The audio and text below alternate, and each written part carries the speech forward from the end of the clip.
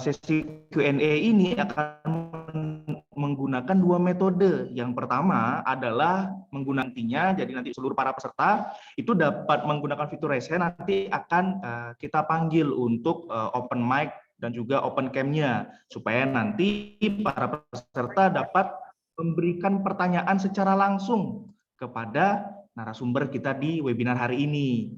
Nah, selain itu kita juga menyediakan fitur chat box jikalau nanti peserta juga ingin menyampaikan pendapat maupun pertanyaannya. Nah, jikalau para peserta nanti ada yang ingin disampaikan namun berkaitan dengan sistem PDAM Pintar, nah para peserta dapat menghubungi tim customer support kami di nomor berikut. Nah, yang pertama untuk nomor WhatsApp adalah di nomor 0811 3800 8800. Saya ulangi sekali lagi, di nomor 0811 3800 8800. Nah, itu untuk yang nomor WhatsApp-nya. Nah, para peserta juga dapat menghubungi via call atau via telepon di nomor 0361 478 5050. Saya ulangi sekali lagi, di nomor 0361 478 5050. Nah, untuk yang berikutnya, arahan yang berikutnya, nah ini adalah terkait hadiah. Kami akan menyediakan hadiah yang menarik untuk webinar kita di hari ini. Nah, untuk hadiah utamanya kita akan menyediakan berupa 1 buah smartwatch yang akan diberikan kepada peserta yang beruntung dan telah menyampaikan pertanyaan terbaiknya. Nah, tapi tidak itu saja, kami juga memberikan total 10 voucher kepada seluruh peserta yang beruntung yang nantinya akan kita undi melalui aplikasi Wheel of Names. Nah, saya informasikan bersamaan dengan ini, aplikasi Wheel of Names adalah aplikasi yang kami gunakan untuk mengundi 10 voucher ini. Meskipun aplikasi Wheel of Name ini bukan dari PT Bima Sakti Altera, tapi hasil yang ditampilkan atau hasil yang dimunculkan itu adalah sah dan tidak dapat diganggu gugat. Nah, untuk yang berikutnya adalah terkait sertifikat webinar. Nah, saya informasikan bersama dengan ini, sertifikat webinar hanya kami berikan kepada peserta yang hadir, lalu juga sudah melakukan registrasi dan juga mengisi feedback form. Begitu.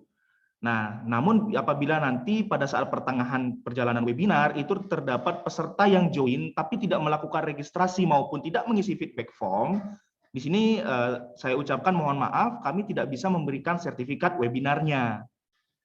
Nah, untuk peserta yang mendapatkan sertifikat webinar, itu nanti akan kami kirimkan sertifikatnya selambat-lambatnya H+2 dari kegiatan. Nah, untuk arahan yang terakhir, seperti yang tadi saya sampaikan, kami juga menyediakan feedback form untuk webinar kita di hari ini, agar kami juga senantiasa dapat melaksanakan kegiatan-kegiatan webinar yang menarik dan informatif untuk para peserta. Nah, jadi jikalau peserta ada memiliki ide atau saran dan membutuhkan, misalkan saya perlu webinar yang membahas tentang ini dong, gitu. Nah, nanti para peserta bisa memberikan saran dan masukannya melalui feedback form ya.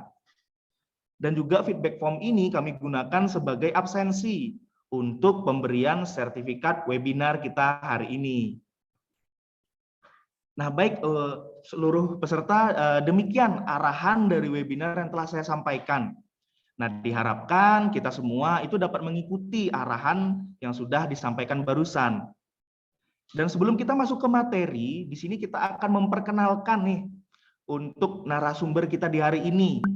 Nah, jadi kita akan berikan kesempatan untuk narasumber memberikan kata sambutan singkatnya. Nah, untuk yang pertama itu dari Bapak Leo Himawan Adiakso. Untuk Mas Leo, kami persilahkan. Ya, terima kasih dan selamat pagi rekan-rekan PDM semua yang saya hormati. Semoga kita semua dalam keadaan sehat-sehat ya, Pak, Bu, supaya nanti mungkin harapannya setelah pemaparan ini kita semua dapat saling mendapatkan manfaatnya terkait bagaimana peran teknologi untuk meningkatkan aspek layanan di SPAM terutama di era industri 4.0. Nah, ya.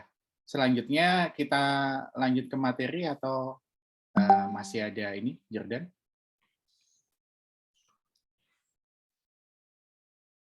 Jordan? Halo, iya, masuk Mas. Ya, kita langsung lanjut ke materi ya, ke cara selanjutnya. Oke. Untuk yang berikutnya kita akan, sebelum kita masuk ke materi, itu kita akan masuk ke kata sambutan dulu dari Pak Amin, gitu ya Mas ya. Oke, nah untuk Pak Amin, untuk waktu dan tempat kami persilahkan Pak. Baik, selamat pagi Bapak Ibu. Assalamualaikum warahmatullahi wabarakatuh. Salam sejahtera buat kita semua. Saya Aminuddin dari ITERA Jakarta. Saat ini juga menangani sistem IT di SPAM Batam. Mudah-mudahan hari ini kita bisa sharing mengenai implementasi teknologi untuk peningkatan layanan SPAM. Demikian, nanti kita teruskan di sesi materi. Terima kasih Pak Jordan. Iya, terima kasih Mas Leo dan juga Pak Amin untuk kata sambutannya.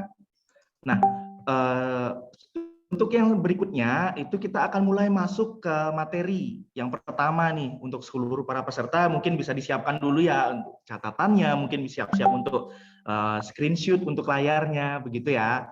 Jadi materi yang pertama nih sangat padat dan juga sangat bermanfaat nih buat kita semua. Nah, untuk materi yang pertama itu akan disampaikan oleh Bapak Leo Himawan Adiakso. Ya, oke. Mas Leo, untuk waktu dan tempat kami persilahkan. Oke, terima kasih Jordan. Selamat pagi lagi. Mungkin supaya kita semangat ya, kita banyakin selamat paginya, Pak Bu. Ya, perkenalkan, saya Leo dari Bima Sakti Altera, dari Product Division. Mungkin izinkan pada kesempatan pagi hari ini, saya akan memaparkan mengenai, kita akan membahas ya, mungkin ya, bukan hanya memaparkan, tadi seperti dijelaskan juga ada sesi diskusinya. Harapannya dari situ nanti kita semua bisa memetik manfaat ya. Nah, topiknya adalah terkait peran teknologi dalam meningkatkan aspek layanan, terutama di era industri 4.0. Oke, next.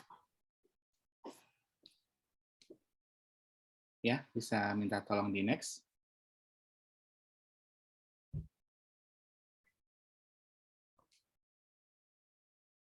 Cek.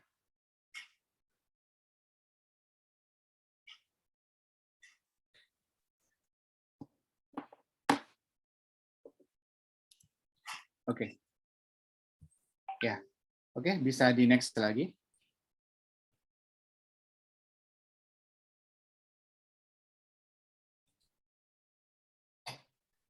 Oke, nah mungkin kalau kita berbicara mengenai aspek layanan, tentu saja ini tidak bisa terlepas dari komitmen dari pemerintah yang tertuang melalui MDG atau Millennium Development Goal dan RPJMN atau Rencana Pembangunan Jangka Menengah Nasional. Nah, di mana dalam komitmen tersebut pemerintah menginginkan target 100% akses aman air minum untuk Indonesia sampai dengan tahun 2024. Begitu pula dengan pelayanan kebutuhan air ya, ini ditargetkan bisa mencapai 60 liter per orang per hari untuk air minum dan 15 liter per orang per hari untuk kebutuhan dasar. Ya, oke, next.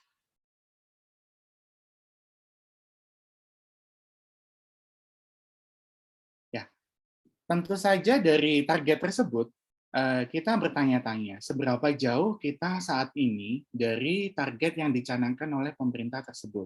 Nah, tentu saja saya di sini yakin rekan-rekan dari PDAM sudah sangat mengetahui dan mungkin sangat paham ya mengenai kondisi infrastruktur SPAM baik secara nasional maupun secara khusus yang ada di PDAM tempat rekan-rekan saat ini berada. Nah, kalau kita mengacu pada Renstra Direktorat Air Minum di 2020-2024, poin pertama adalah kondisi umum infrastrukturnya itu masih rendahnya akses air minum layak. Nah, ini di tahun 2019 angkanya adalah 89,27%. Nah, kemudian cakupan pelayanan spam yang melalui jaringan perpipaan ini juga 20,18% di tahun 2019. Nah, kemudian tentu saja kalau kita berbicara mengenai cakupan layanan ya, mungkin next-nya adalah terbatasnya pembiayaan untuk pengembangan infrastruktur ya, sudah barang tentu melalui APBN maupun pembiayaan alternatif lainnya. Nah, seperti itu. Kemudian poin yang ketiga adalah cukup besarnya idle capacity. Nah, ternyata idle capacity dari spam yang ada di Indonesia rata-rata nasional itu sebesar 24%. Cukup besar ya. Maupun sekitar 57.000 liter per detik. Nah, ini menurut saya angka yang sangat besar. Kemudian juga di poin 4, tingkat kehilangan air secara nasional ini rata-ratanya juga 33%. Nah, dari angka ini mungkin kita bisa membayangkan bahwa dari yang kita produksi, sepertiga airnya itu tidak bisa dimanfaatkan oleh pelanggan maupun tidak bisa memberikan revenue kepada PDAM. Nah, angka ini adalah sepertiga ya, cukup besar ya. Oke, next. Ya, nah dengan kalau kita berbicara di era industri 4.0, tentu saja ekspektasi dari pelanggan itu adalah terkait dengan kecepatan akses informasi, kemudahan akses informasi. Nah, kemudian juga dengan era industri 4.0 di mana teknologi maupun internet sudah mengalami perkembangan yang sangat pesat, tentu saja ekspektasi dari pelanggan itu dia bisa mengakses layanan itu kapanpun dan dimanapun. Nah, ini dengan kondisi yang sudah saya paparkan di atas, tentu saja menjadi tantangan besar buat kita semua. Bagaimana kita bisa tetap memberikan layanan yang prima dengan kondisi yang kita miliki saat ini. Nah, mungkin di slide selanjutnya, oke, boleh minta tolong di next. Ya, di slide ini saya akan mungkin membahas ya secara garis besar, Pak Bu, mengenai faktor-faktor apa yang mempengaruhi aspek layanan. Nah, mungkin kalau boleh kita kelompokkan ya secara garis besar, itu ada dua aspek layanan yang saat ini menjadi masalah utama ya, atau menjadi tantangan utama. Nah, dua hal tersebut adalah cakupan pelayanan, di mana kita ingin meningkatkan pelayanan kepada calon pelanggan ya, kasarannya ya, dengan meningkatkan cakupan pelayanan. Nah, sama yang kedua adalah bagaimana meningkatkan pelayanan kepada pelanggan yang sudah menjadi sudah memakai layanan dari PDAM seperti itu. Jadi ada dua, ke calon pelanggan dan ke yang sudah menjadi pelanggan. Nah, kalau kita berbicara mengenai cakupan pelayanan untuk calon pelanggan ya, seperti yang diamanatkan dari pemerintah, tentu saja saat ini kita mesti mengakui bahwa cakupan pelayanan untuk calon pelanggan saat ini kita belum optimal. Nah, kenapa belum optimal? Mungkin salah satu alasannya kalau kita menganalisis faktornya adalah kapasitas pemasangan sambungan barunya ini mungkin juga belum optimal. Nah, kenapa kapasitas sambungan barunya belum optimal? Mungkin ada beberapa faktor yang bisa kita analisis. Di antaranya adalah waktu pemasangan sambungan barunya mungkin yang belum terlalu optimal juga.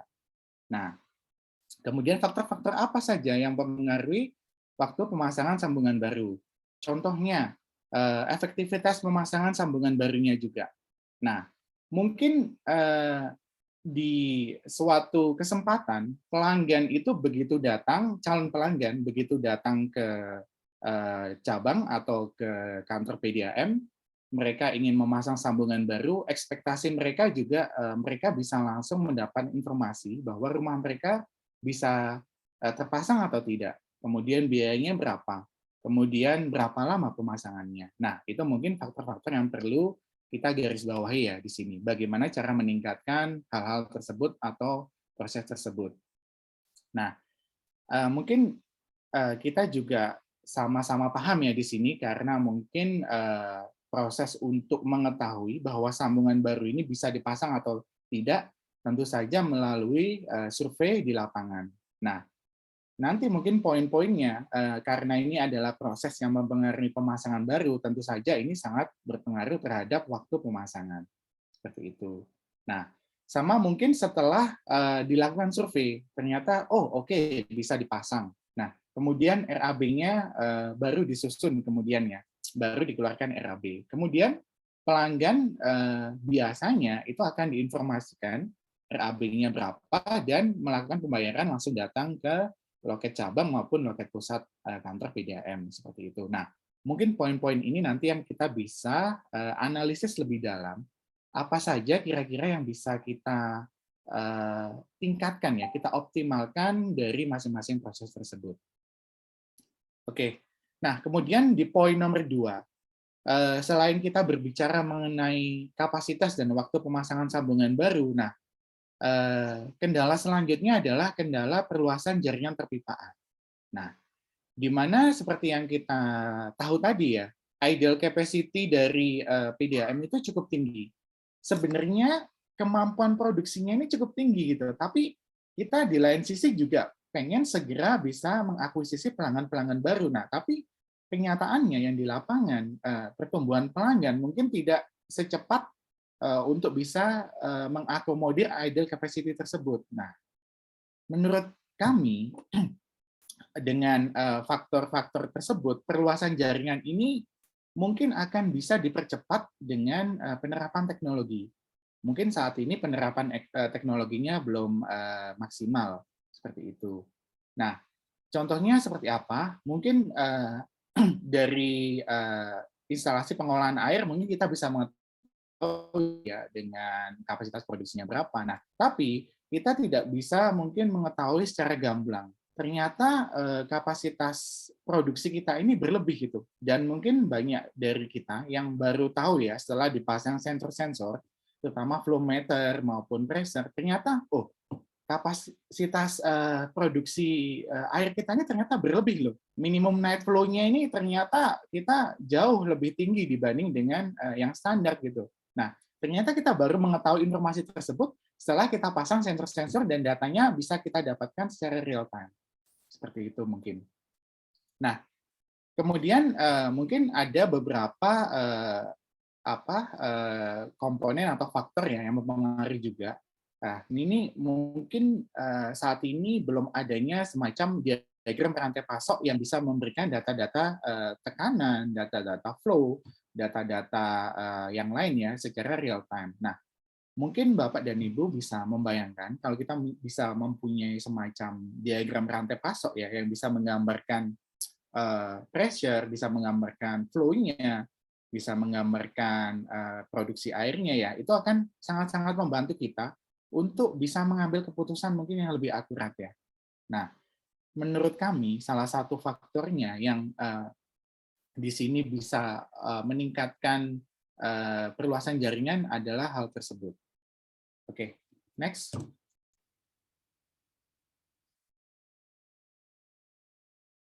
Ya, boleh di next. Ya, oke. Nah, kalau kita berbicara mengenai tadi ya data-data yang ada di instalasi produksi, pipa-pipa distribusi, pipa-pipa transmisi. Nah, tentu saja kita juga tidak lepas dari faktor NRW yang sangat mempengaruhi. Di mana seperti yang saya mungkin sampaikan sebelumnya, tingkat kehilangan air kita ini cukup tinggi, sekitar 1/3 dari kapasitas produksi kita. Nah, parahnya lagi ya mungkin NRW ini sulit ya untuk kita deteksi. Nah, ini memang menjadi tantangan yang cukup besar bagi SPAM, bagaimana kita bisa mendeteksi NRW tersebut. Nah, karena faktor untuk penunjang NRW tentu saja bukan hanya faktor-faktor yang teknis ya.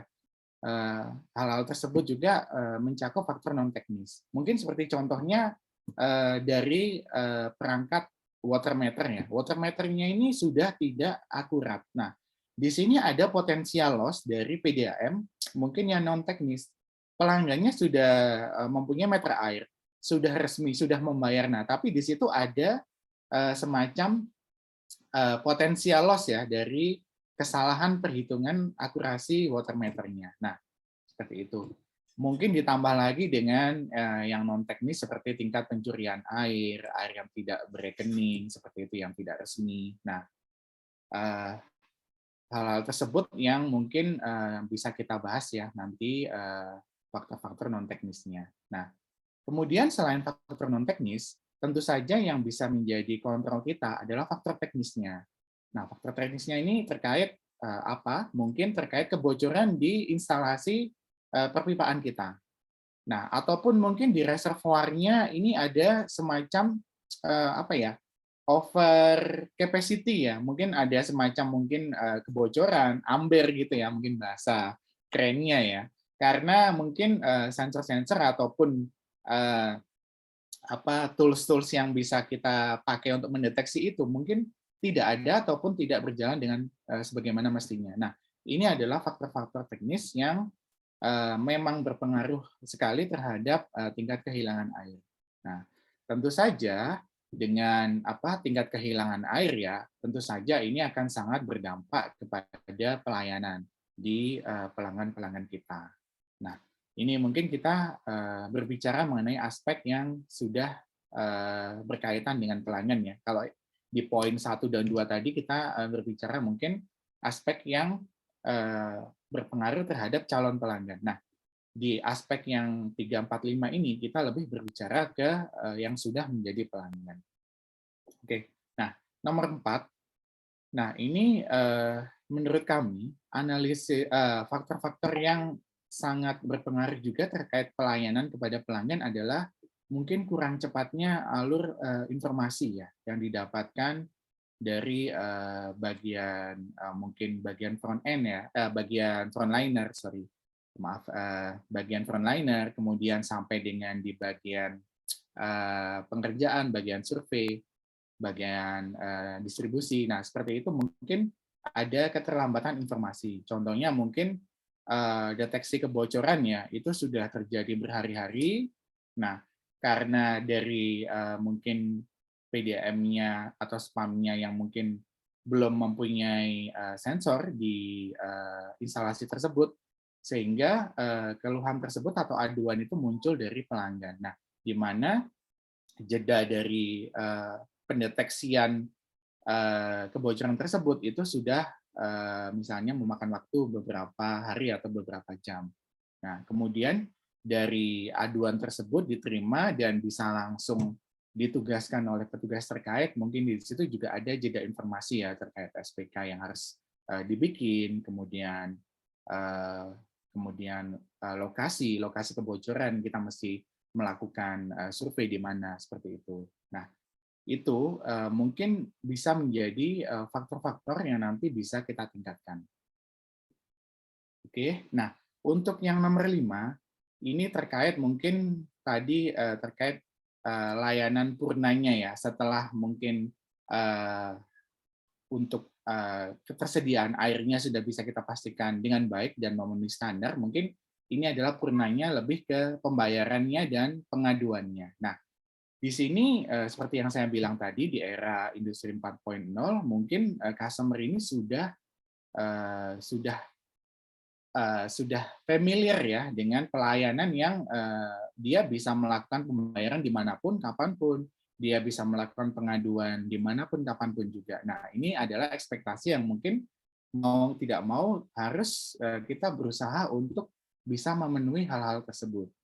Nah, tentu saja dengan faktor-faktor contohnya kita bisa memberikan layanan pembayaran mandiri bukan hanya di loket, bukan hanya di gerai-gerai modern seperti Indomaret maupun tempat-tempat yang lain ya.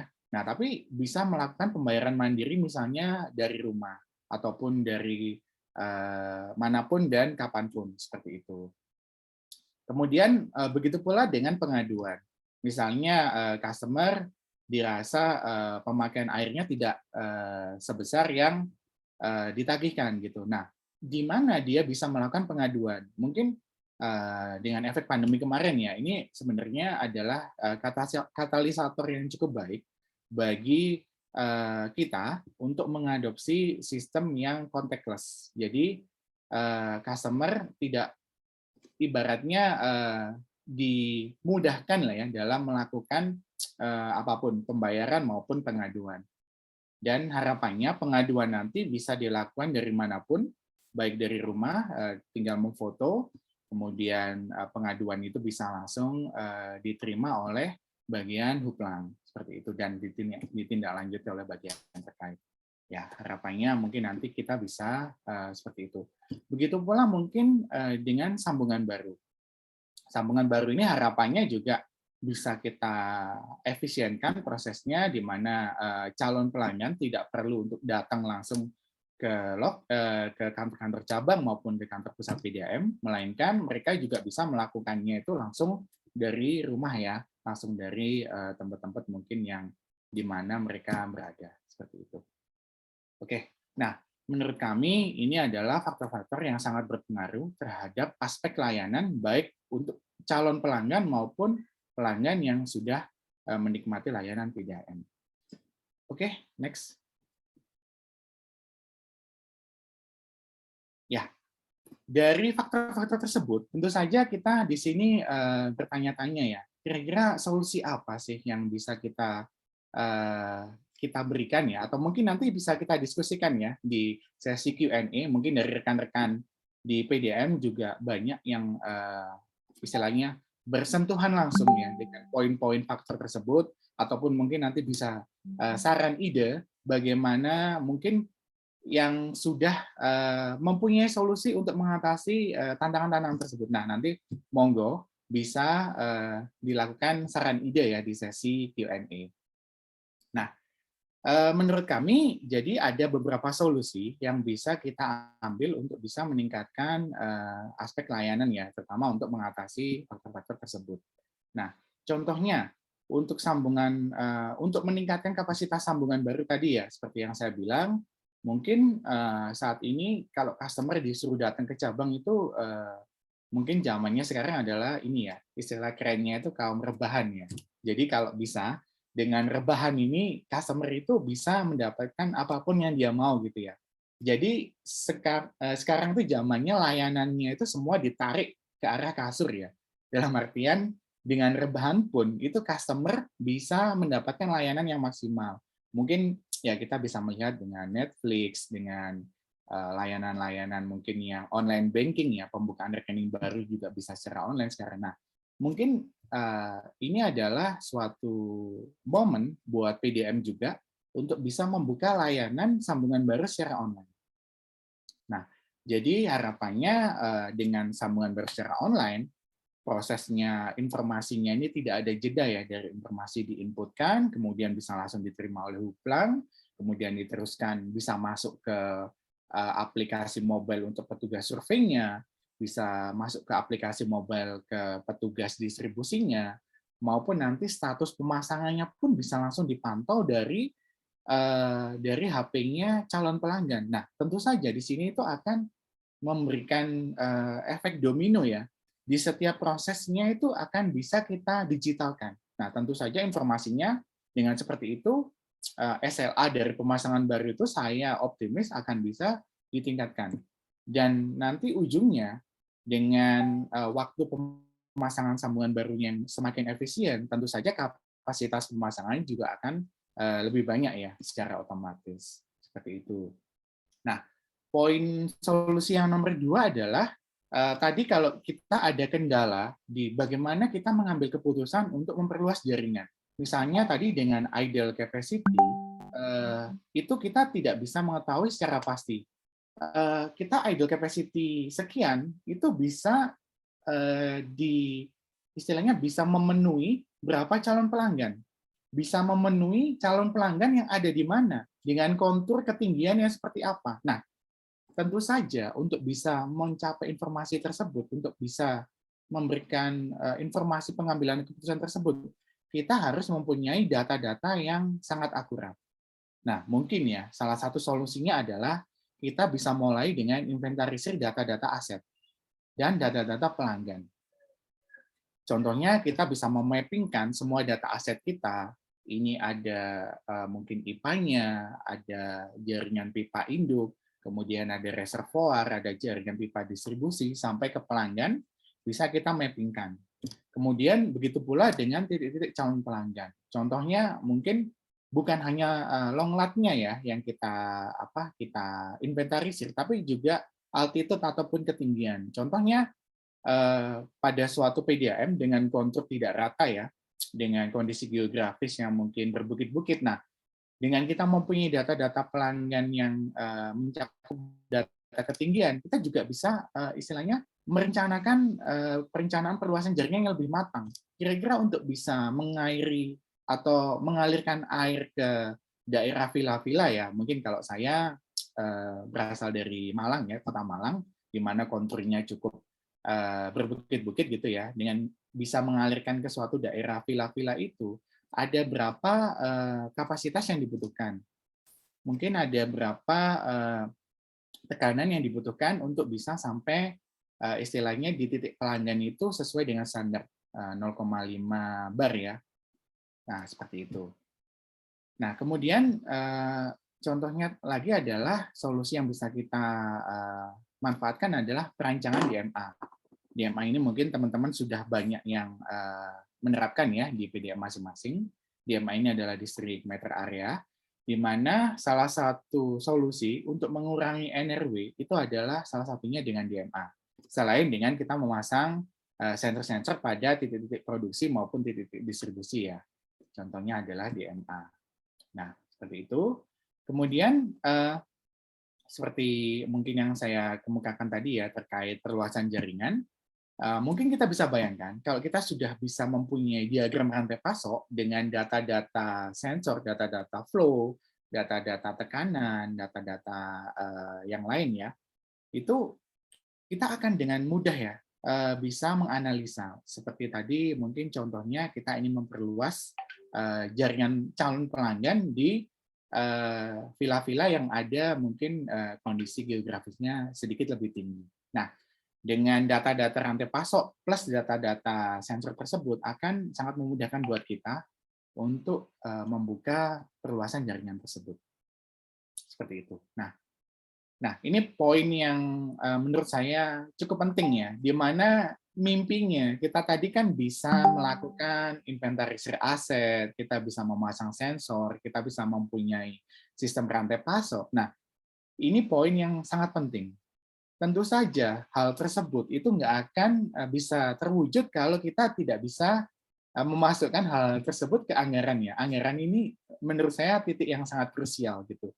Jadi mungkin teman-teman di sini, teman-teman perencanaan, teman-teman distribusi sudah mempunyai visi ke depannya. Mungkin kita sama-sama mempunyai visi, oh kita ingin mempunyai sistem seperti ini. Kita ingin membangun sensor di sini. Kita pengen mempunyai sistem rantai pasok. Nah, tapi tentu saja kalau semua hal tersebut tidak bisa menjadi usulan di anggaran, nah ini akan menjadi kendala gitu ya dalam realisasinya nanti. Sehingga menurut saya titik yang penting juga adalah bagaimana kita bisa memplanningkan hal-hal tersebut, solusi-solusi tersebut itu supaya bisa masuk ke anggaran secara lebih awal ya dan lebih matang.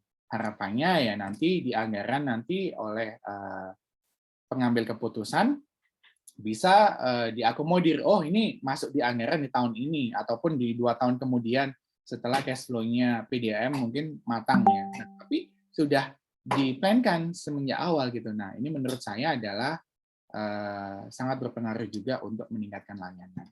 Seperti itu. Nah, kemudian sedikit ya saya bahas mungkin sekilas tentang aplikasi layanan mobile seperti yang saya sampaikan tadi.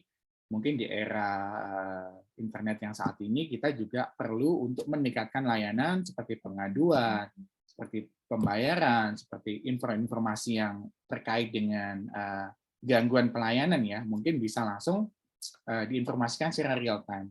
Nah, ini adalah harapannya dari pelanggan. Tentu saja dengan hal ini itu akan mengurangi tingkat pengaduan ya. Misalnya kita ada suatu kebocoran yang bisa kita deteksi lebih awal dari sisi PDAM-nya.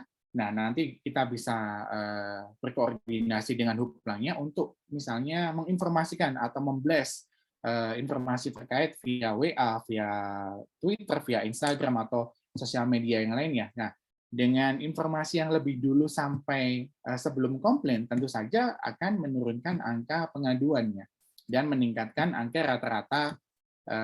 Ya, tentu saja kalau pengaduannya nggak banyak itu ya, teman-teman di mungkin penyelesaian pengaduan itu akan bisa lebih fokus dan bisa lebih cepat ya. Tentu saja angka rata-rata penyelesaian pengaduan juga akan menjadi lebih baik seperti itu.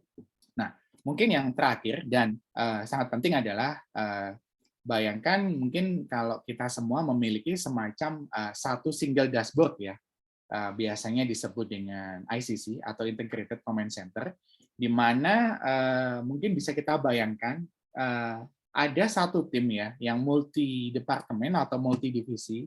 Mungkin teman-teman di PDM yang lain sudah ada yang menerapkan dengan sebutan tim SWAT ya, yang terkait dengan misalnya huplang, pembayaran, distribusi, kemudian perencanaan dan macam-macam, itu nanti bisa kita dudukkan di satu tempat, di satu ruangan yang bisa mengakses data bersama.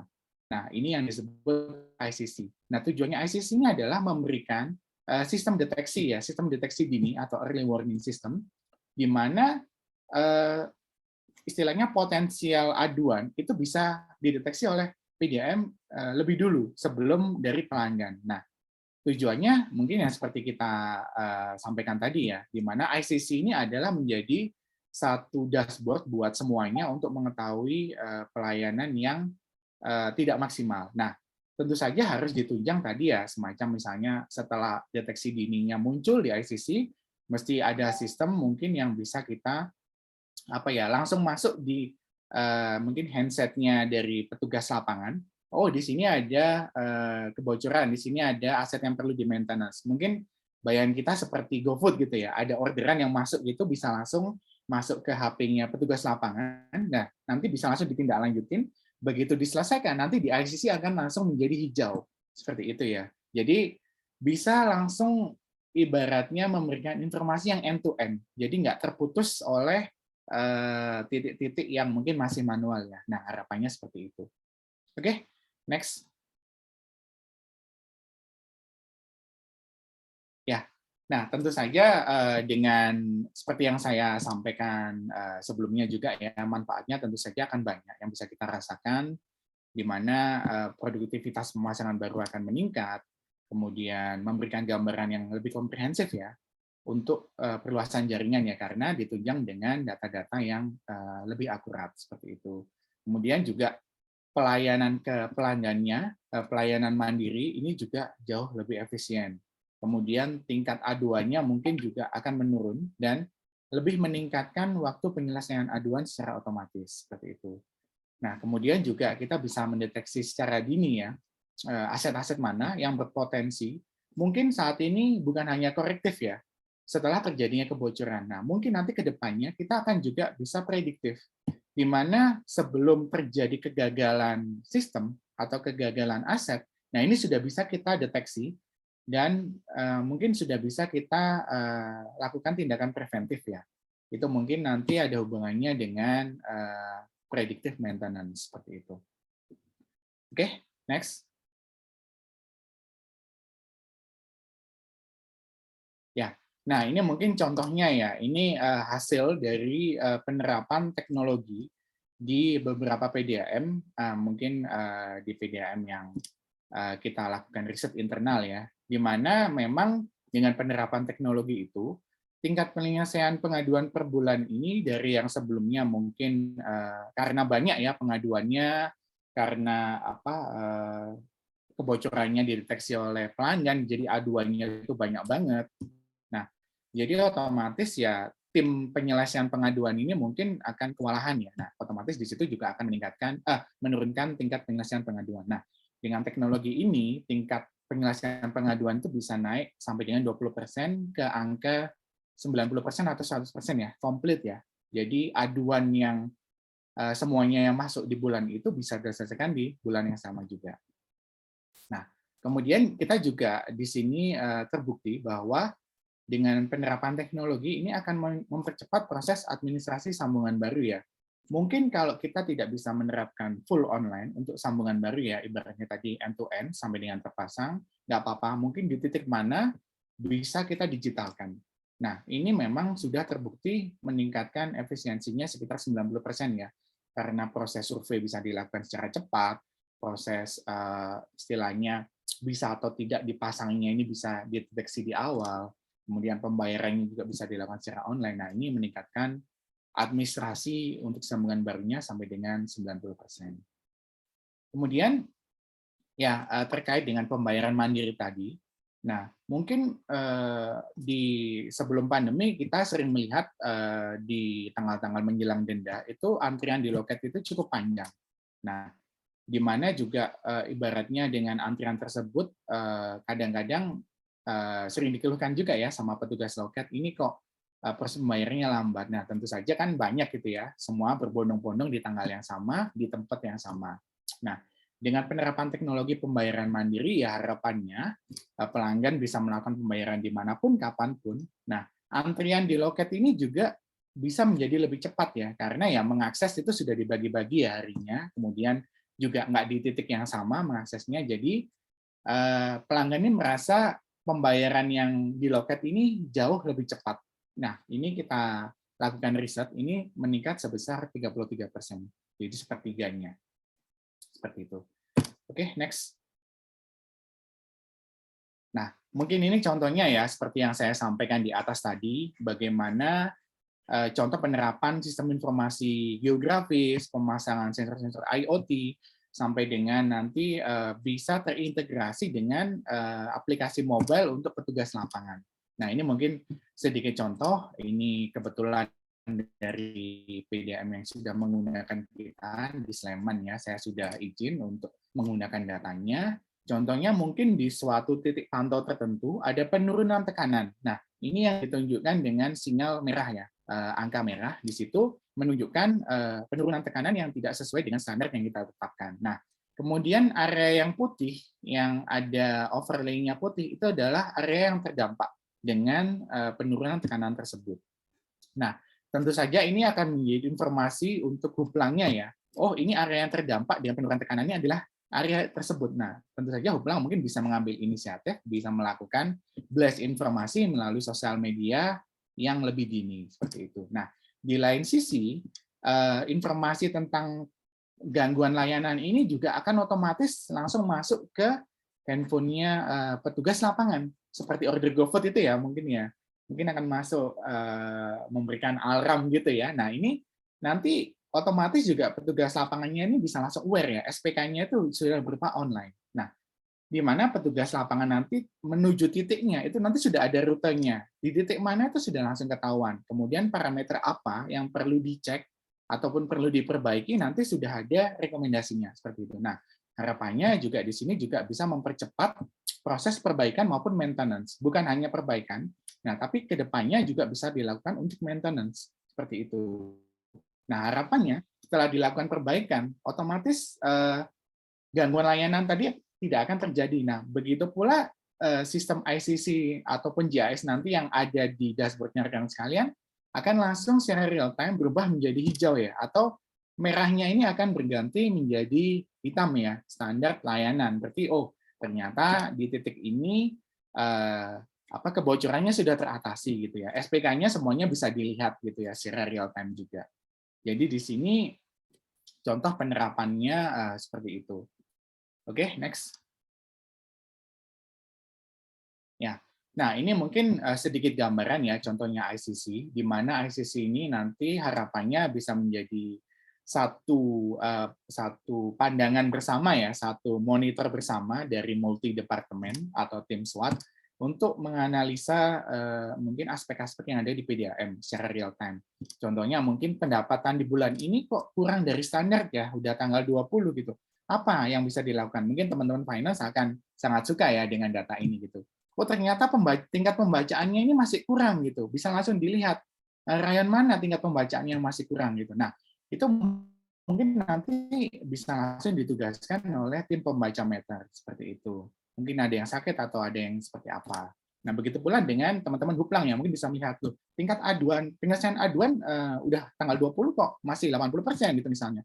Ini ada banyak aduan yang mungkin belum terselesaikan. Nah, nanti bisa langsung mungkin menginformasikan tim-tim terkait ya untuk menyelesaikan aduan seperti itu. Jadi harapannya dengan ICC ini teman-teman dari lintas departemen bisa langsung bersinergi untuk bisa memberikan layanan terbaik kepada pelanggan maupun ya tadi ya dari sisi internal bisa meningkatkan cash flow ya hingga nanti berdampak pada anggaran dan berdampak kepada plan-plan yang seperti kita sampaikan tadi di awal ya, karena pada intinya anggaran ini yang akan bisa merealisasikan semua visi-visi dari bagian teknis tersebut. Seperti itu. Oke, next. Ya, mungkin dari saya cukup sekian untuk pemaparan. Saya kira tadi cukup panjang ya dan cukup mendetail. Nah, mungkin setelah ini nanti akan ada sesi video ya, Jordan ya. Oke. Nah, mungkin demikian dari saya pemaparan pada pagi hari ini. Terima kasih untuk waktu yang diberikan kepada saya. Untuk kurang dan lebihnya, saya mohon maaf yang sebesar-besarnya. Nah, silakan next-nya dari saya kembalikan ke moderator. Oke, terima kasih. Ya, siap. Terima kasih sekali Mas Leo atas materinya yang informatif sekali ya Mas ya, dan juga dapat memberikan informasi baru nih buat kita. Nah, mungkin untuk berikutnya itu kita akan memutarkan nih untuk para peserta, yaitu berupa video referensi yang telah disiapkan oleh panitia. Nah, untuk panitia dapat diputarkan ya videonya.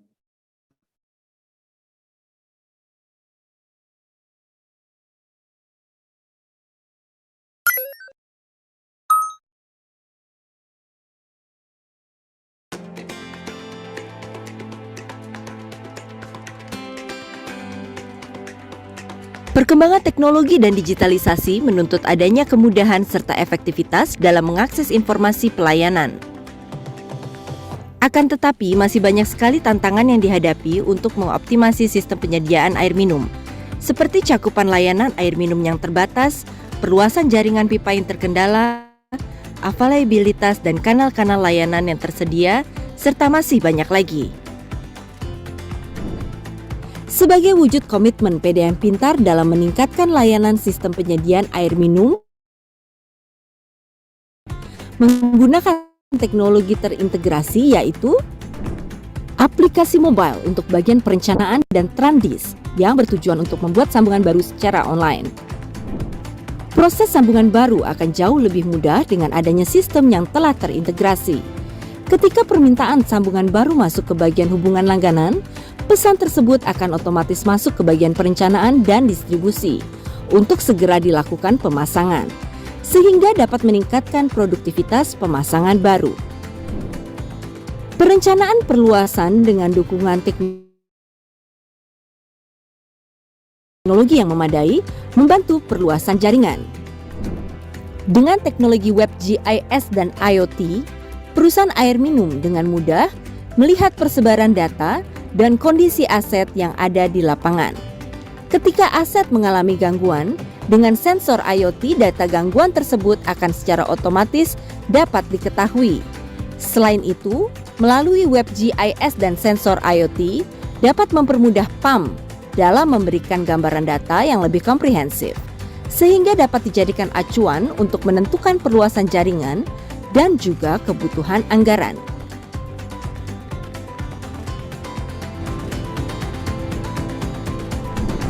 Aplikasi layanan mobile untuk pelanggan memudahkan proses pembayaran, pengaduan, serta permintaan sambungan baru.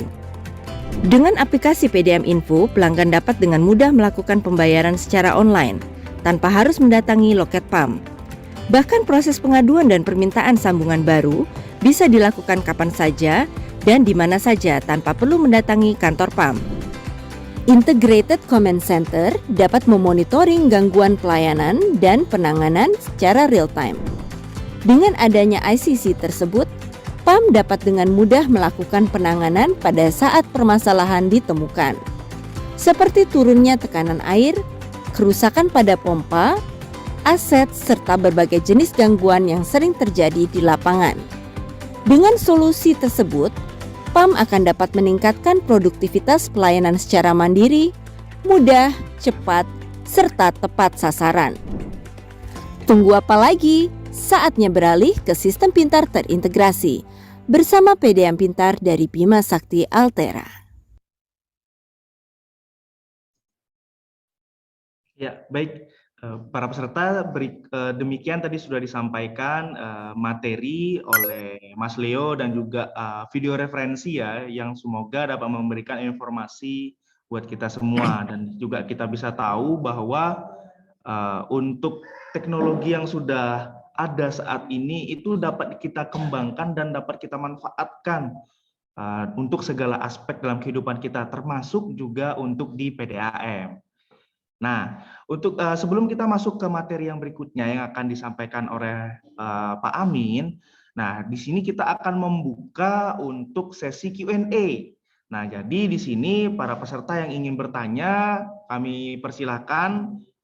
Namun untuk yang saat ini kita buka melalui via kolom chat box. Nah, untuk format pertanyaannya itu akan dikirimkan oleh panitia pada kolom chat box ya. Nah, jadi untuk para peserta yang sudah ada rasa penasaran nih, yang sudah dikumpulkan dari tadi, pingin nanya ini, pingin nanya itu, nah nanti bisa disampaikan melalui kolom chat box ya.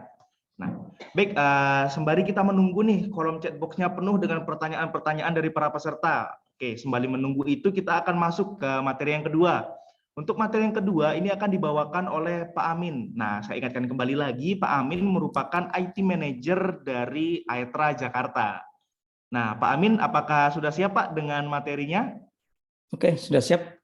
Oke, baik Pak. Kalau begitu tanpa menunggu lebih lama lagi, Pak Amin kami persilahkan. Oke, silakan materi presentasinya.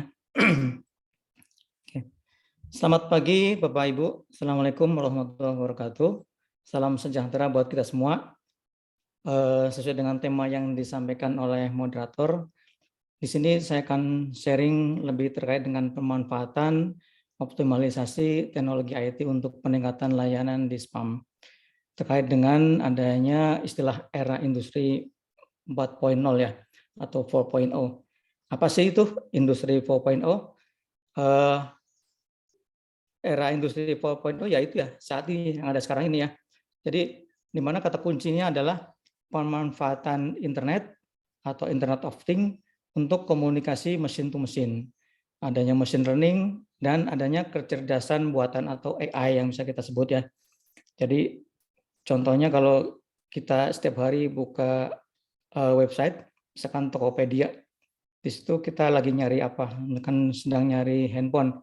Nah, tiba-tiba kalau kita buka website lain, itu otomatis nanti akan banyak muncul juga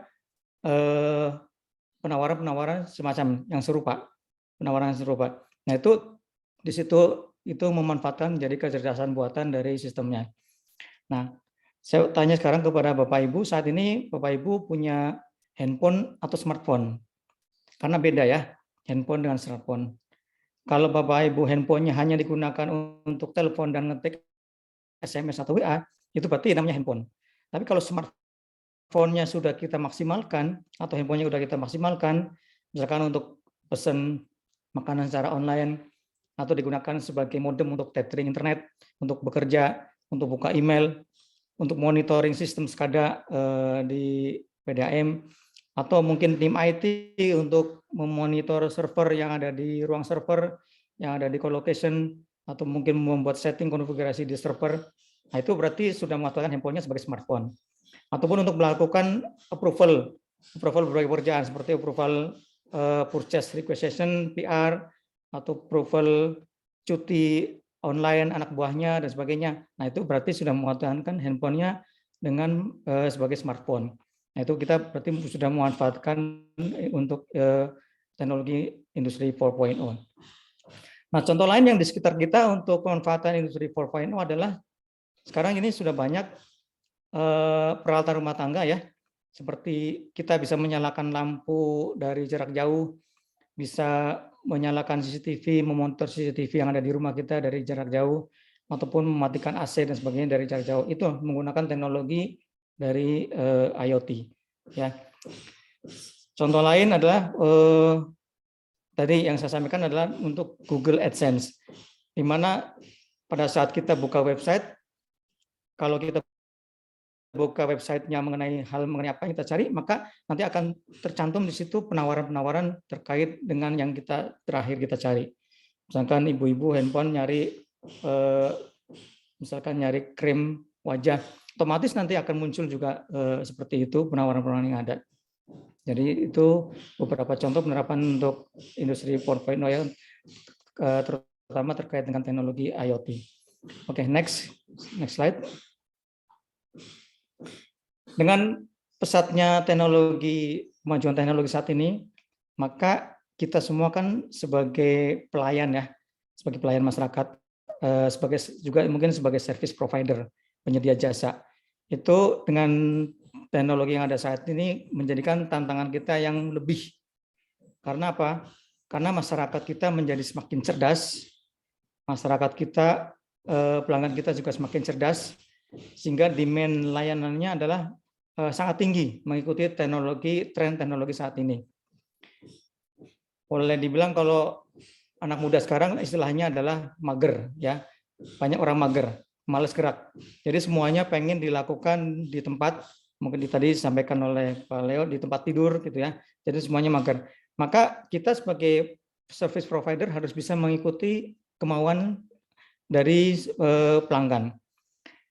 Di antaranya adalah kita bisa melakukan semua transaksi secara digital. Jadi kita alihkan semua transaksi dengan cara digital, mentransformasikan semua transaksi dengan secara digital. Penyampaian data harus secara up to date dan akurat. Karena user kita atau mungkin pelanggan kita lebih cerdas tadi, bisa mencari informasi yang lebih terkini dari Google kah atau dari media lain. Maka kita harus menyampaikan data yang lebih up to date dan lebih akurat. Kemudian juga kita harus memberikan layanan kemudahan akses dan kecepatan akses. Ya, di samping itu juga dengan adanya kemajuan teknologi ini khususnya untuk sistem yang kita bangun, kita harus siap dengan menyediakan sistem IT yang ringan. Artinya apa? Aksesnya cepat, sistemnya adalah fleksibel dan mempunyai sistem keamanan yang lebih. Karena kalau dulu mungkin yang memperhatikan sistem kita itu hanya lokal user kita, hanya ada di sisi user kita, tapi sekarang lebih luas, broad gitu kan, lebih terbuka. Karena kalau sistem kita terbuka di internet, maka itu gangguannya akan lebih banyak. Sehingga dibutuhkan keamanan transaksi yang lebih bagus, atau kita sebut sekarang dengan nama cyber security. Itu yang harus kita tekankan. Dan kalau kita masih menggunakan sistem yang belum up to date, tidak terkini, ataupun cara-cara transaksi yang masih manual atau yang tradisional, pastinya pelanggan kita, user kita akan mempertanyakan kenapa service provider kita seperti itu, tidak mengikuti teknologi, dan pasti nanti akan ditinggalkan oleh user atau mungkin oleh customer kita dan akan kalah bersaing. Itu challenge-nya bagi kita sebagai penyedia jasa. Oke, next page. Oke, next slide. Lalu apa saja manfaat teknologi yang bisa kita implementasikan dalam rangka peningkatan layanan ke masyarakat, khususnya untuk di spam ya. Banyak hal yang sudah kami terapkan di Jakarta. Di Aitra Jakarta kami mempunyai kurang lebih 480.000 pelanggan. Jadi bisa dibayangkan kita harus punya sistem yang solid, sistem yang established, sistem yang tepat, yang cepat ya. Maka dulu kami mempunyai sistem pembayaran yang di loket-loket di internal. Nah, di situ banyak fraud-nya. Maka akhirnya kami melakukan penggantian, yaitu melakukan pembayaran tagihan secara online dan real time, dan juga penyediaan bayar mandiri. Artinya pelanggan bisa memanfaatkan aplikasi yang ada untuk melakukan bayar mandiri dari melalui smartphone-nya, dan pelanggan juga bisa melakukan pembayaran melalui e-commerce, mobile banking, dan QR code. Itu udah kita implementasikan. Kemudian dari sisi pencatatan meter, Pencatatan meter saya kira mungkin hampir semua PDAM sekarang sudah melakukan implementasi ya untuk pencatatan meter secara online, real time dengan mobile phone, dengan smartphone. Penugasan pencatat meter itu dilakukan secara online, jadi tidak ada charter pencatat meter yang harus ke kantor PDAM. Jadi mereka langsung berangkat dari rumah, pagi hari mereka sudah langsung dapat tugasnya, mau pergi kemana, jumlah pelanggannya berapa, apa yang harus mereka lakukan, di situ sudah ada instruksinya. Jadi misalkan kalau kita mau melakukan pencatatan meter dan tugas-tugas lainnya seperti untuk reklasifikasi tarif, jadi nanti situ juga ada langsung ada tugasnya. Atau melakukan survei ke pelanggan, di situ juga sudah ada langsung tugasnya di smartphone yang ada. Nah, demikian juga pada saat pencatatan meter, kami juga menerapkan untuk on the spot billing. Jadi estimasi nilai tagihan yang nantinya akan dibayarkan oleh pelanggan itu langsung muncul di situ, sehingga pelanggan tidak terkejut kalau misalkan ada tagihan yang terlalu tinggi atau terlalu rendah. Jadi sudah ada. Jadi kalaupun nanti mereka akan melakukan komplain, bisa langsung saat itu juga atau melakukan komplain lebih cepat. Gitu. Kemudian kalau untuk pencatatan meter besar kami menggunakan data logger. Jadi kami sudah siapkan di situ logger-logger yang ada SIM card-nya, di mana SIM card-nya adalah bukan SIM card biasa. Kami kerjasama dengan provider ya, seperti Telkomsel ataupun XL, itu menggunakan SIM card yang M2M. Jadi SIM card machine to machine, itu SIM card-nya adalah beda. Jadi kelebihannya antara lain adalah kita bisa memonitor daerah mana atau SIM card mana yang mati. Ya. Jadi SIM card mana yang mati, atau SIM card mana yang kuotanya habis, atau SIM card mana yang baterainya mau habis. Terus pengiriman datanya kapan saja, itu bisa kita melakukan monitoring seperti itu. Itu kalau kita menggunakan SIM card yang M2M. Mungkin kalau SIM card biasa, karena modelnya lah biasa, yang biasa dipakai di handphone dan sebagainya, itu tidak bisa sampai pengontrolan seperti itu. Itu kita menggunakan seperti itu, yaitu untuk SIM card M2M. Dan juga kita rencana juga akan menerapkan untuk IoT, untuk smart meter ini, jadi untuk pemasangan Sybel di meter-meter besar. Oke.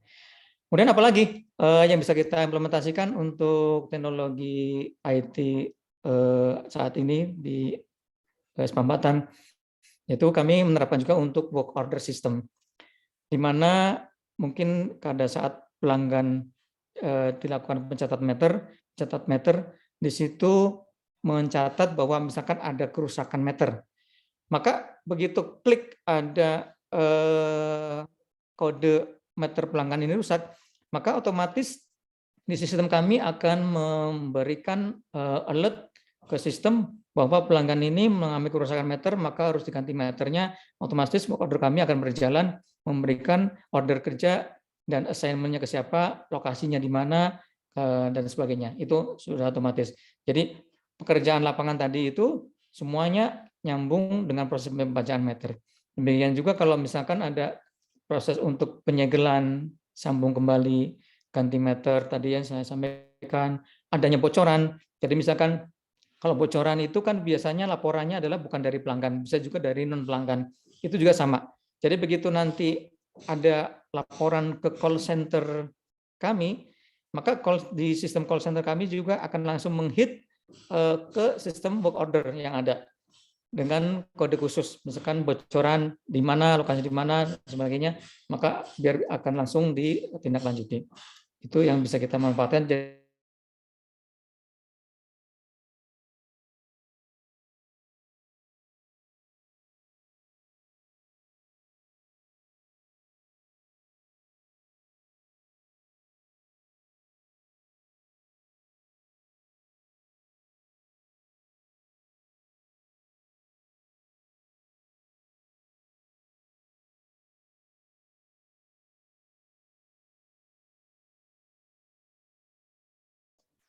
Halo, Kan halo Pak Amin, terputus koneksinya Pak. Ya. Oke, mungkin di sini Pak Amin mungkin sedang ada kendala koneksi ya, mungkin kita coba ditunggu sebentar ya untuk udah dengar Pak? Oh iya, oke. Pak Amin sudah kembali lagi. Baik Pak, Oke. bisa dilanjutkan kembali Pak, silakan. Jadi tadi sampai ke work order ya. Ya, benar Pak. Oke. Kemudian untuk sambung baru online, untuk sambung baru online juga kita sudah terapkan untuk pelanggan. Jadi pelanggan tidak perlu datang ke kantor, dia cukup mengupload data-data yang dibutuhkan secara online untuk proses sambung baru. Ya, contoh mungkin yang bisa kita tiru adalah seperti yang di imigrasi. Imigrasi sekarang ini kan kita membuat paspor itu juga nggak perlu datang ke sana. Jadi kita hanya submit dokumennya, kemudian ada drive-thru-nya. Jadi pada saat ngambil paspor kita ada opsi untuk drive-thru. Jadi seperti ATM aja. Mungkin itu kita bisa terapkan juga di PDAM. Jadi metode drive-thru untuk proses-proses yang lainnya, seperti proses ganti nama dan sebagainya gitu. Ya, itu beberapa hal yang sudah coba kami implementasikan di Jakarta. Oke, next slide. Nah, berikutnya saya akan coba sharing mengenai kerjasama yang sudah kami lakukan dengan BSA. Jadi kami telah bekerja sama dengan BSA sejak tahun 2020. Jadi khususnya untuk yang di Batam ya, kerjasamanya itu meliputi sewa paket aplikasi billing, baca meter, dan paket yang lainnya ya, hubungan pelanggan dan sebagainya. Dan juga untuk gateway dan agregator dalam pembayaran online. Dan yang terakhir kemarin adalah yang diimplementasikan adalah gateway untuk proses coklit online. Jadi coklit ini kan mencocokkan dan penelitian untuk tagihan-tagihan Hankam ya. Jadi kemarin saya menanyakan ke tim dengan coklit online ini, mereka merasakan manfaatnya karena biasanya coklit itu dilakukan secara manual untuk proses approval yang dari pusatnya, karena sudah disampaikan secara online ke pusat dan difasilitasi oleh BSA, maka approvalnya bisa cepat dilakukan dari pusat. Itu salah satu manfaatnya. Nah, dalam kerjasama ini, servis yang diberikan oleh BSA itu boleh dibilang adalah paket komplit. Jadi mereka tidak tanggung-tanggung dalam memberikan servisnya. Tim IT kami sungguh merasa sangat terbantu dengan adanya kerjasama ini. Bukan hanya meminjamkan atau menyewakan software atau aplikasi, tapi tim BSA juga mensupport kami dalam beberapa hal ya. Misalnya melakukan backup data dan backup aplikasinya. Jadi kejadian kemarin pernah crash datanya karena memang server kami yang belum siap, maka dari BSA ternyata punya backup datanya. Nah itu tidak terpikirkan oleh kami karena ternyata itu juga proses backup data juga dilakukan oleh BSA walaupun hanya menyewakan softwarenya, tapi ternyata backup data juga dilakukan oleh mereka. Sehingga kami tidak perlu khawatir akan kehilangan data transaksi. Kemudian BSA juga ternyata melakukan monitoring stabilitas server aplikasi yang disewakan.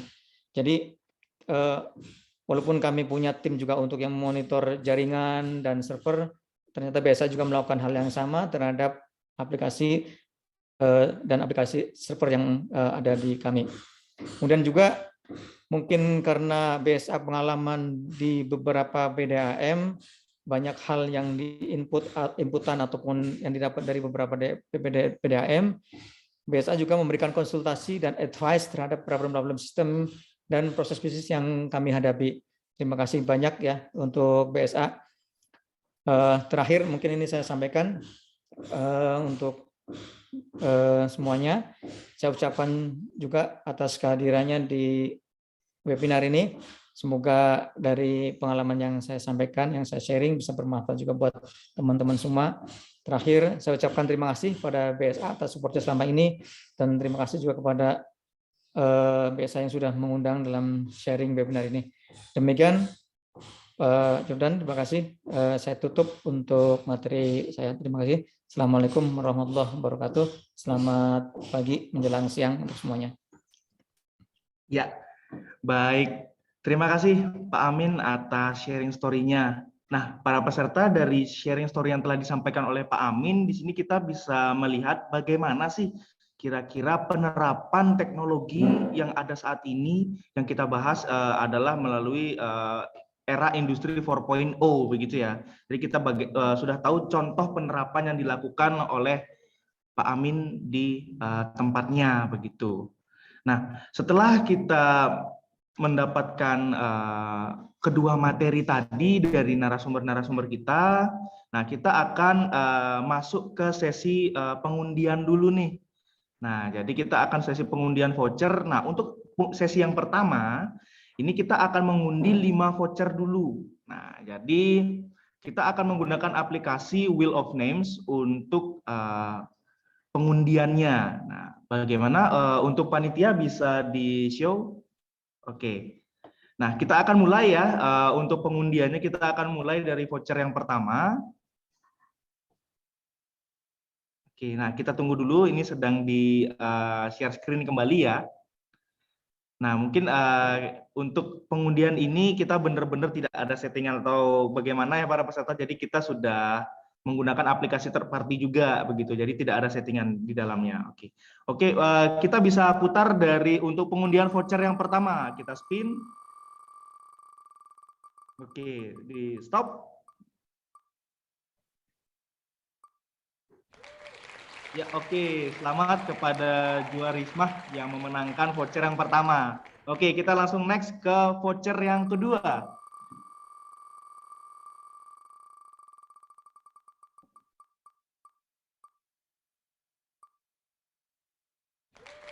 Oke, selamat kepada Ridwan Usman ST yang telah memenangkan voucher kita yang kedua. Kita lanjut lagi ke voucher yang ketiga. Oke.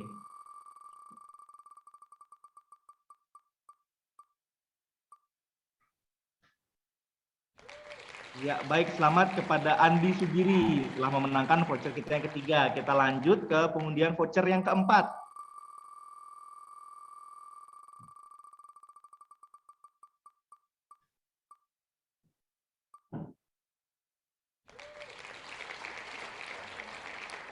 Oke, selamat kepada Irman yang telah memenangkan voucher yang keempat. Oke, untuk voucher yang kelima, voucher terakhir di sesi pertama, langsung saja kita putar.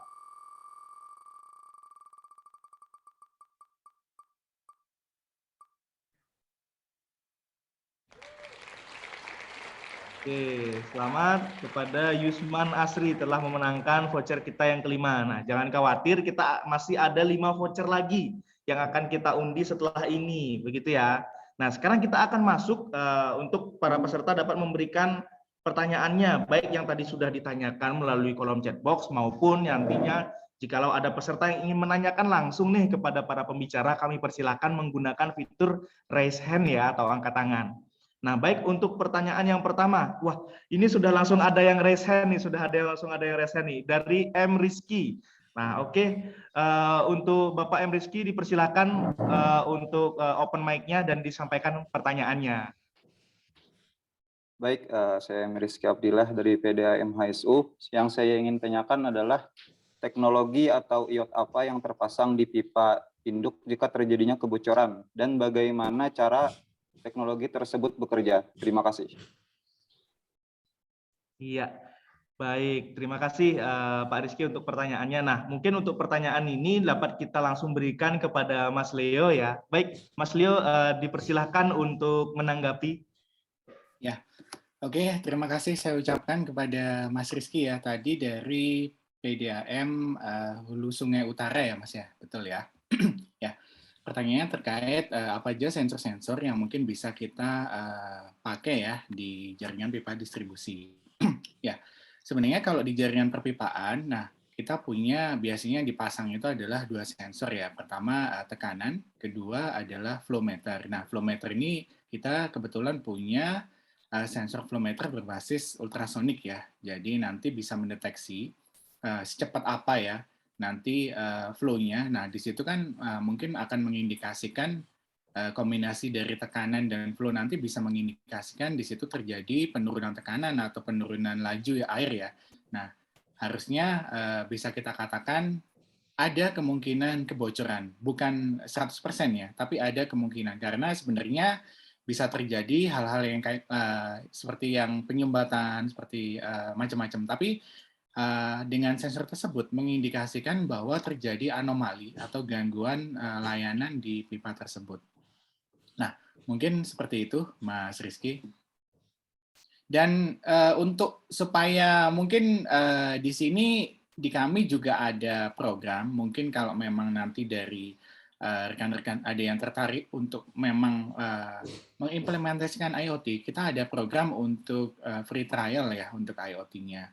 Jadi nanti kalau memang ada kebutuhan kita bisa diskusikan mungkin setelah sesi ini ya Pak untuk membantu trial, membantu pasang, harapannya agar nanti bisa langsung mendapatkan informasi, mendapatkan manfaatnya ya. Jadi kita ibaratnya test drive dulu lah, seperti itu. Oke, terima kasih atas pertanyaannya. Apakah sudah cukup menjawab, Mas Rizky? Iya, baik. Terima kasih Mas Leo untuk pertanyaannya. Mungkin Mas Rizky kalau ada tanggapan kami persilakan Mas untuk menanggapi jawaban dari Mas Leo. Ya, cukup Mas. Terima kasih atas jawabannya. Oke, Terima baik. kasih Mas Rizky. Oke, baik. Mungkin untuk pertanyaan yang berikutnya kita coba baca dari kolom chat box ya. Nah, ini yang pertama ada dari Pak David dari Perumda Tirta Benteng Kota Tangerang. Nah, di sini pertanyaannya, apakah data yang berbasis dari AutoCAD atau DWG bisa dikonversi ke dalam QGIS?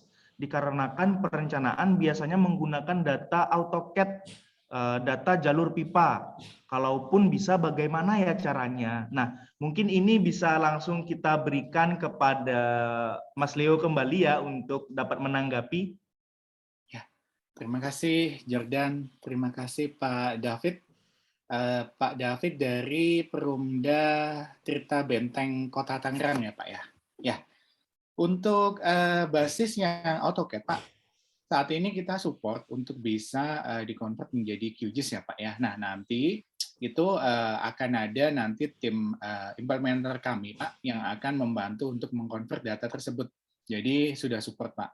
Nah untuk mungkin nanti kalau memang ada ketertarikan Pak, nanti kita juga ada free trial Pak. Jadi free ini bebas biaya ya Pak ya. Jadi benar-benar nanti akan kita implementasikan baik IoT sensornya maupun GIS-nya dalam jangka waktu tertentu. Harapannya agar Bapak bisa melihat semacam insight-insight atau informasi-informasi real time yang memang benar-benar bisa kita suguhkan secara real time, Pak. Seperti itu. Jadi kami pastikan bahwa semua yang ditrialkan itu atau yang disampaikan di sini itu memang benar seperti itu apa adanya ya, Pak ya. Jadi bukan hanya di theoretical saja, tapi memang pada prakteknya juga bisa memberikan data yang real time. Nah, seperti itu, Pak David. Apakah kira-kira menjawab, Pak, pertanyaannya? Ya, untuk Pak David, jika ingin menanggapi bisa langsung raise hand ya, lalu memberikan tanggapannya.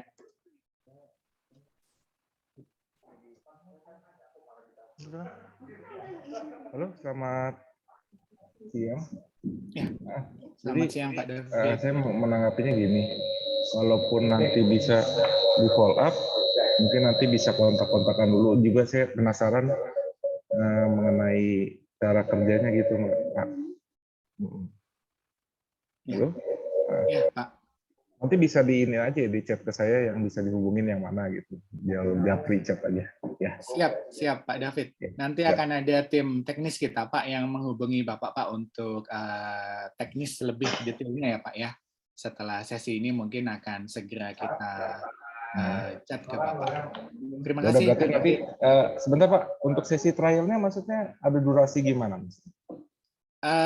Itu nanti akan ada durasi yang disepakatin Pak, misalnya 1 bulan ya, supaya bisa memberikan data yang benar-benar menyeluruh ya Pak. Harapannya kita juga membantu gitu ya, tidak hanya untuk device atau tools-nya saja yang kita pasang ya, tapi ibaratnya kita sudah bisa memberikan manfaat kepada PDAM secara 1 cycle ya Pak harapannya. Jadi mungkin itu bisa dibicarakan Pak kalau untuk durasi trialnya ya Pak ya. Oh ya, siap. Ya udah ditunggu kontaknya Pak ya. Ya, terima kasih. Ya, terima kasih Pak. Iya, baik. Mungkin untuk Pak David nanti ada tim kita yang akan menghubungi ya Pak terkait penawaran untuk trialnya begitu. Nah, baik untuk yang berikutnya kita coba lagi dari yang raise hand. Di sini ada dari Perumda Tirta Sako. Nah, ini mungkin silakan Pak di unmute dan diberikan pertanyaannya. Bismillahirrahmanirrahim. Assalamualaikum warahmatullahi wabarakatuh. Baik, yang ingin saya tanyakan, era revolusi industri 4.0 ini kan sangat menarik gitu. Ya, semua sudah berbasis IT seperti AI, kemudian IoT. Jadi pertanyaan gini, tentu semua itu tidak terlepas dari peranan SDM-nya gitu kan. Nah, jadi SDM-nya bagaimana harus kita persiapkan? Terima kasih. Nah, baik. Mungkin untuk pertanyaan yang ini mungkin kita bisa berikan ke Pak Amin ya. Pak ya, silakan Pak Amin untuk menanggapi nih. Bisa di-sharing juga nih bagaimana sih pengalaman di Aetra Jakarta begitu. Boleh Pak, terima kasih. Pak Sako, dari memang pada awalnya pada saat implementasi sistem itu pasti ada resistensi ya. Ada resistensi dari SDM yang ada karena rata-rata mereka pertama mungkin takut bahwa pekerjaannya nanti akan hilang. Terus yang kedua adalah dari sisi kemampuannya sendiri, bahwa dia belum mampu untuk melaksanakan itu. Memang selalu ada hal-hal seperti itu.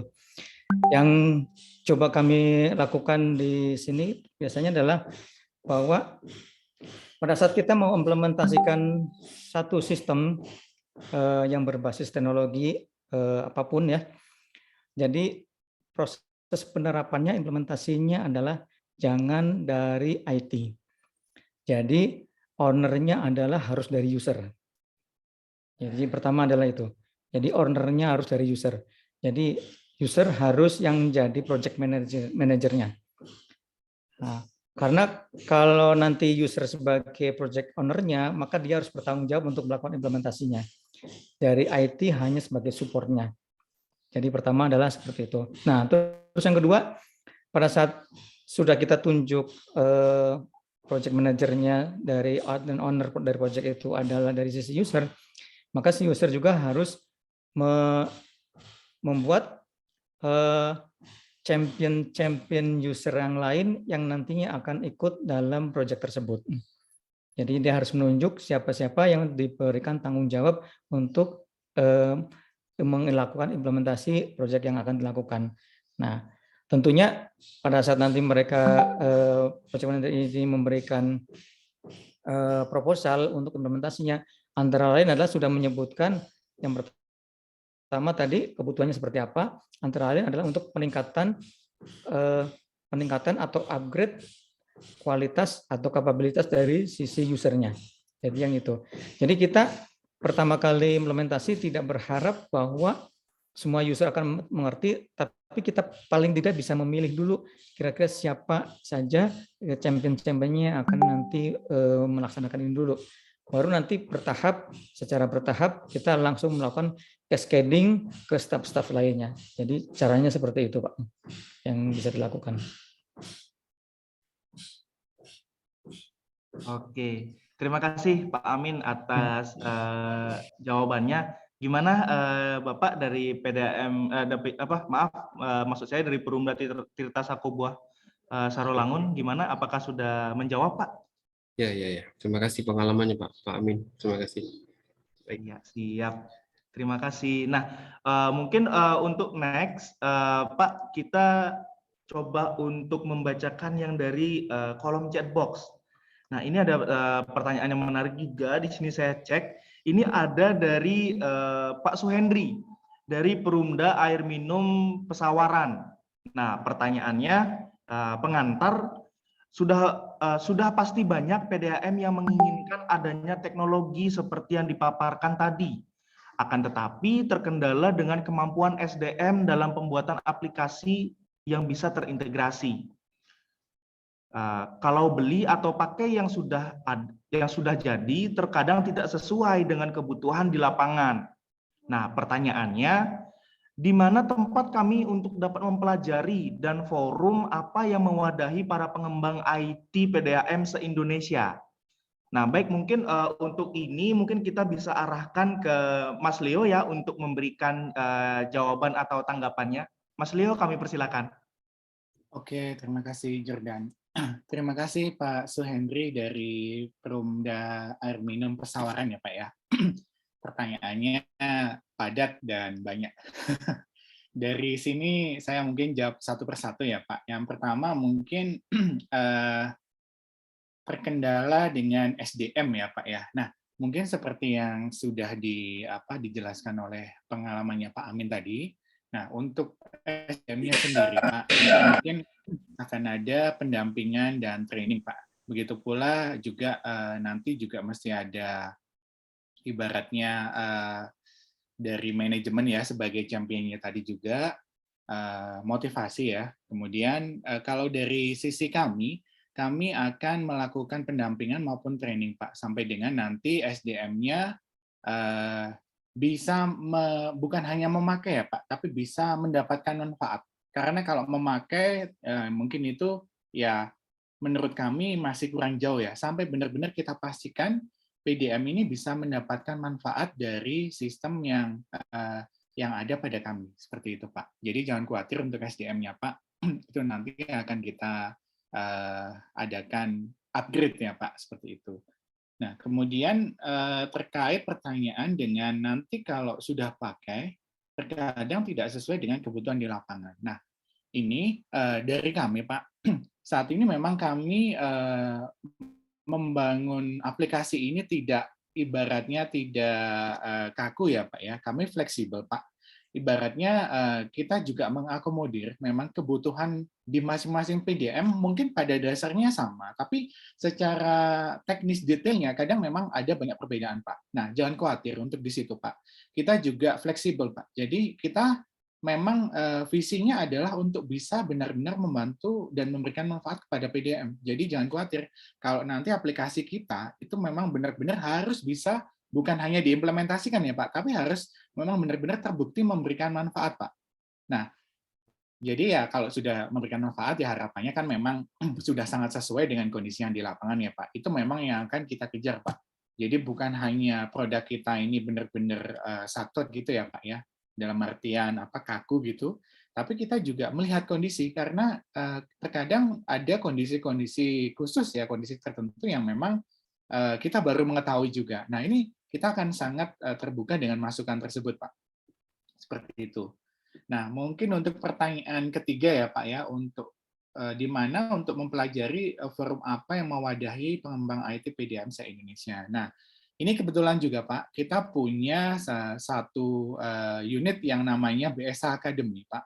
Nah, di sini di kami ya selain ada training, peningkatan kompetensi juga, itu akan ada juga semacam wadah diskusi, salah satunya ya webinar ini, ibaratnya yang kita nanti semuanya saling berdiskusi Pak.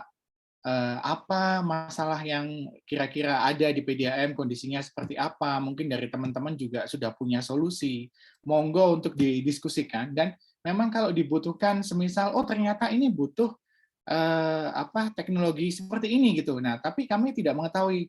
Silahkan diutarakan. Nanti akan kita coba bantu untuk arrange semacam training ataupun semacam upgrade kompetensi ya Pak ya, seperti itu. Nah, harapannya juga di sini nanti kita juga bisa tumbuh bersama Pak. Mungkin dari saya seperti itu, Pak Suhendri, kira-kira sudah menjawab pertanyaan dari Bapak atau masih ada tanggapan Pak? Silahkan. Ya, baik. Kami persilakan untuk Pak Suhendri jikalau ingin menanggapi, Pak.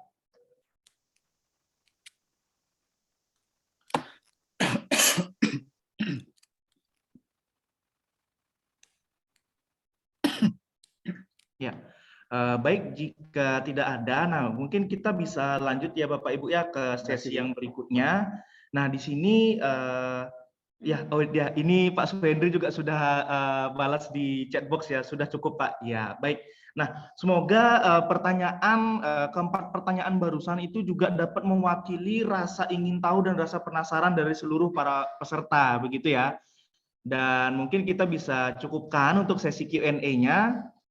Nah, untuk yang berikutnya, ini kita akan lanjut ke sesi pengundian voucher untuk sesi yang kedua. Nah, jadi di sini kita akan mengundi 5 voucher terakhir nih. Nah, oke, baik, mungkin untuk panitia bisa dapat di-share ya untuk aplikasinya.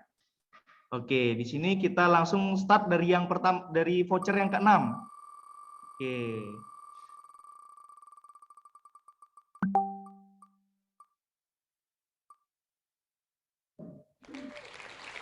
Oke, di sini selamat kepada Bapak Henry SE yang telah memenangkan voucher yang ke-6. Kita lanjut untuk undi voucher ke-7.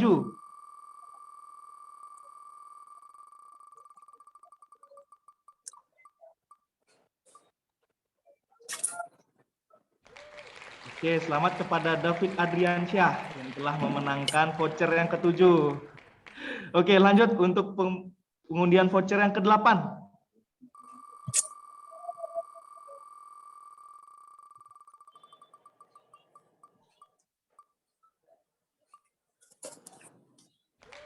Iya, selamat kepada Hartati SE yang telah memenangkan voucher yang ke-8. Kita langsung lanjut lagi ke pengundian voucher ke-9.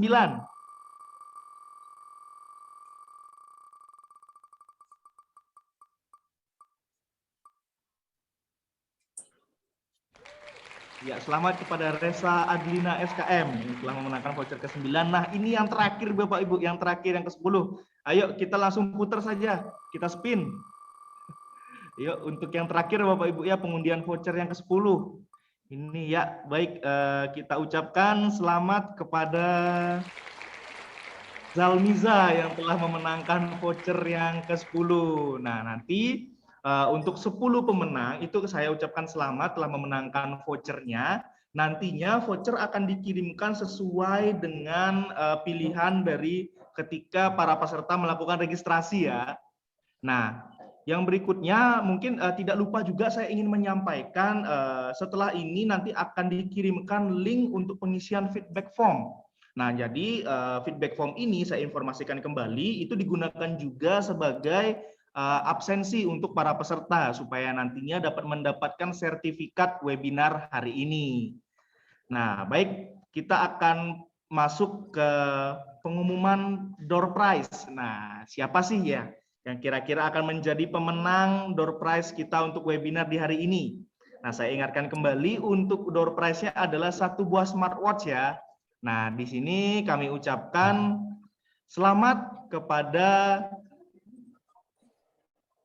David dari Perumda Tirta Benteng Kota Tangerang dengan pertanyaan apakah data yang berbasis dari AutoCAD atau DWG bisa dikonversi ke dalam QGIS. Nah, baik, selamat sekali lagi kepada Bapak David yang telah memenangkan hadiah smartwatch.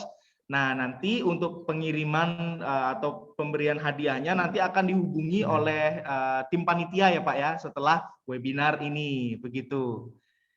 Ya, saya ucapkan sekali lagi selamat kepada pemenang door prize dan 10 orang pemenang voucher. Nah, untuk webinar kita di hari ini. Nah, Bapak Ibu dan seluruh peserta, di sini saya ingin mengingatkan kembali jangan lupa untuk mengisi feedback form. Karena feedback form ini kita gunakan juga sebagai absensi dan juga dapat menerima masukan dari seluruh peserta. Kira-kira untuk webinar ke depan peserta itu membutuhkan informasi yang seperti apa ya, begitu. Jadi kita bisa siapkan dan kita bisa wadahi pada webinar dari kami PT Bima Sakti Altera, begitu. Nah,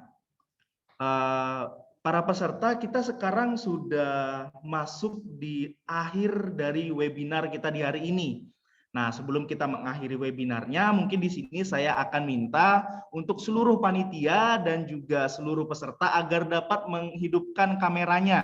Jadi di sini kita akan foto bersama ya pada sesi kali ini. Jadi untuk seluruh peserta bisa dihidupkan kameranya. Oke. Sorry, Jordan. Iya, gimana Mas? Ya. Ini ada beberapa pertanyaan yang sudah ada di kolom chat. Mungkin baiknya kita coba jawab. Mungkin ya nggak terlalu lama ya sebelum sesi foto ya, karena sudah ada beberapa yang menanyakan sih ini. Nggak apa-apa ya, kita coba jawab ya. Mungkin nanti untuk pertanyaannya akan coba kita follow up via personal sih Mas. Oh iya. Untuk ini Oke. ya. Nanti setelah ini kita akan coba hubungi untuk peserta-peserta yang sudah memberikan pertanyaan-pertanyaannya tadi mungkin masih belum terjawabkan gitu. Nanti kita bisa kan sudah ada kontaknya juga. Nanti kita bisa follow up kembali untuk pertanyaannya, untuk memberikan jawabannya begitu ya. Nah, baik. Bapak Ibu, ayo kita open cam semua, kita siapkan senyum terbaik kita, ayo kita foto bersama dulu. Nah, yang open cam peserta dan juga ayo. Itu dari Pak Darwis itu ramai sekali ya, banyak-banyak. Wih, mantap Pak. Banyak sekali, oke. Ayo kita semua foto bersama ya, untuk panitia bisa minta tolong. Ayo kita 1, 2, 3. Oke, baik. Nah, kita ulang satu kali lagi. Nah, mungkin ada yang senyumnya masih kurang manis, masih kurang cakep. Kita coba sekali lagi ya. Oke, mungkin kita coba foto lagi. Oke, Bapak Ibu, ayo kita senyum. 1, 2. Oke, baik. Oke, sudah difoto juga oleh panitia. Nah, walaupun kita mengadakan webinar yang online ini, Bapak Ibu, cuman keceriaan dan keseruan kita tetap bisa terjalin ya Bapak Ibu ya. Semoga kita juga dapat semakin dekat, dan kita juga dari PT Bima Sakti Altera itu juga dapat memberikan informasi dan pengetahuan yang juga dapat bermanfaat untuk para peserta. Nah, baik Bapak Ibu, para peserta dan panitia dan narasumber, kita sudah berada di akhir dari acara kegiatan webinar kita di hari ini. Nah, di sini saya ingatkan kembali untuk jangan lupa mengisi feedback form ya, agar dapat mendapatkan sertifikat dari webinar kita di hari ini. Nah, di sini saya ingin mengucapkan terima kasih atas partisipasi para peserta dari seluruh PDAM di Indonesia, dan juga kami ingin mengucapkan terima kasih untuk narasumber kita di hari ini, yaitu ada dari Bapak Leo Himawan Adiakso dan juga oleh Bapak Aminuddin.